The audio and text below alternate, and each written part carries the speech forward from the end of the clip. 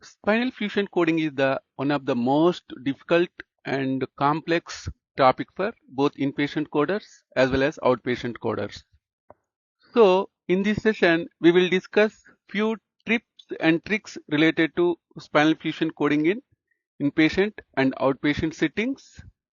After watching this session, you are able to comfortably code ICD-10 PCS as well as CPT spinal fusion coding. If you want to master spinal fusion coding, watch this video until the end. After watching this session, if you like it, please click on like button. So basically, whenever you want to code spinal fusion coding, before starting the coding, you need to ask yourself few questions. Okay. So first, we need to understand, was bone graft material used? Okay. So whenever you want to code spinal fusion in the operative reports, we need to check whether physician has used any type of bone graft or not. Most of the time, in order to perform spinal fusion, physician will use the bone graft. So without bone graft, physician can't perform spinal fusion. So in the documentation, if you don't see graft, you can't code fusion. So you need to code it as internal fixation. If it is in CPT, we have autograft, allograft, as well as morcellized graft, as well as bone graft. So using the keywords, you need to decide which type of graft you need to code. For example, in the documentation, sometimes they will not mention morcellized graft. So how do you understand? So morcellized means basically small chips. So physician will take the small chips and he will place in the fusion spine. Next, you need to check what levels of the spine fusion performed. So basically, fusion is the process of binding two vertebrae using the bone graft. So most of the time, whenever you want to code spinal fusion, we need to check levels. So how many levels? For example, if you see L1 to L3. So here L1 to L2, one spinal level, and L2 to L3, another spinal level. So total here we have two spinal levels. So here physician will perform two spinal level fusion.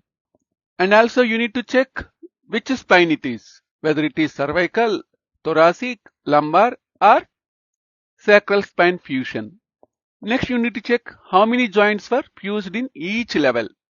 So as we have discussed previously, so we need to understand how many joints were fused by the physician.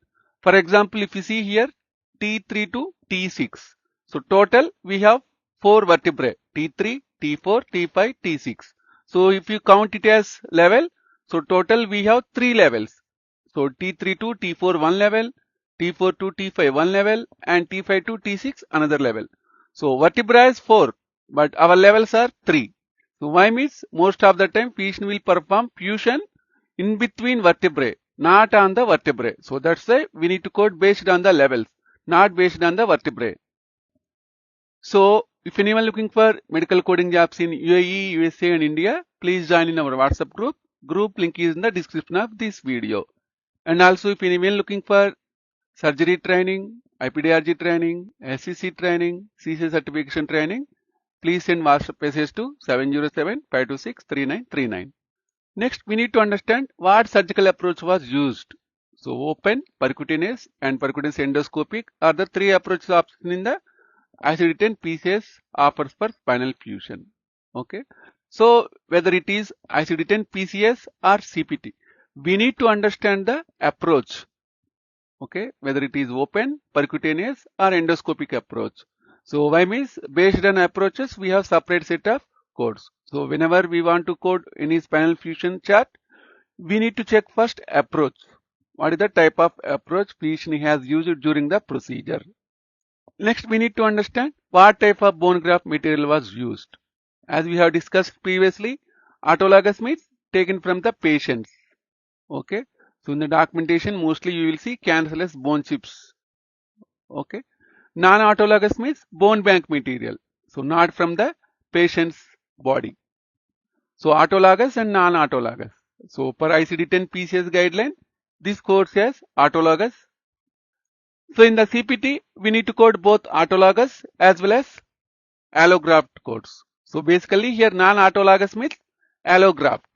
Okay, so autologous means patient's own body, non-autologous means here you need to code it as allograft. In ICD-10 PCS, you will code it as autologous. The patient uses autologous and non-autologous. Whereas in CPT, we need to code both codes, autologous graft or autograft as well as allograft. Okay. Next, synthetic graft. So BMP, bone morphogenic protein or other. So if the patient uses BMP, we have separate set of codes. We need to use that instead of the graft. If the patient uses BMP, where BMP is synthetic material where patient will use for spinal fusion procedure. Next, we need to understand from which directional approach was the surgery was performed. Okay, so these are very important.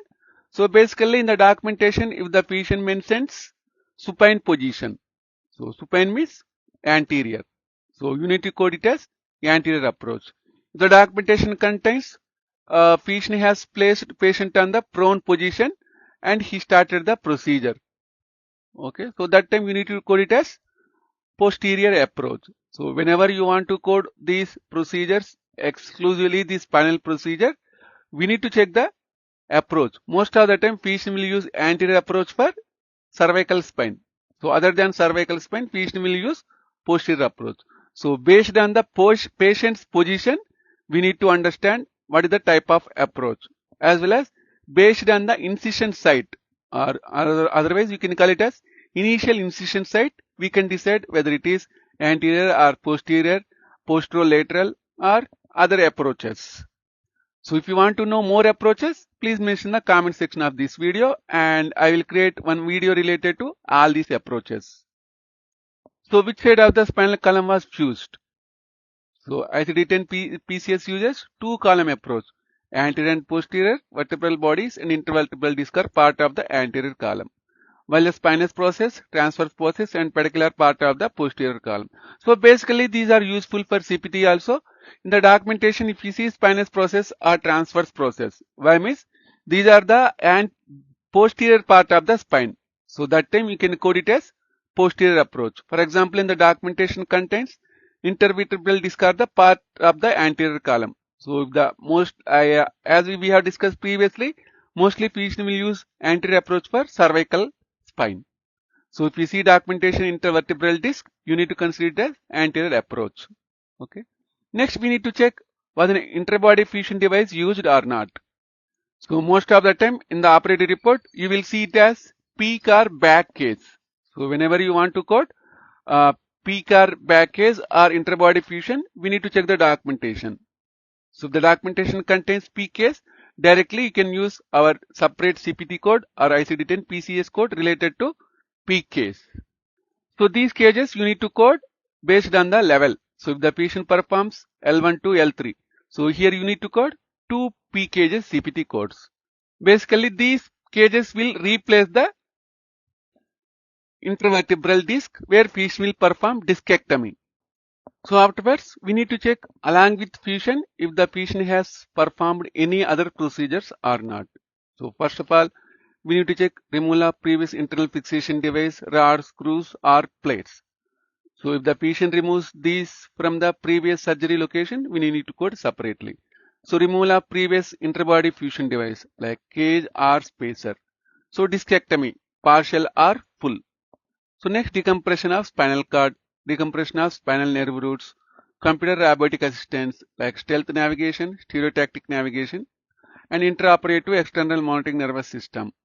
Okay, so based on your client guidelines and based on documentation, you need to code all these procedures separately along with our spinal fusion coding. So, okay guys, please watching for this video. So as usual, if anyone looking for medical coding jobs in UAE, USA and India, please join in our WhatsApp group. I have mentioned the group link is the description of this video. And also if anyone looking for same day surgery training, IPDRG, SEC as well as CPC certification training, please send WhatsApp message to 707-526-3939.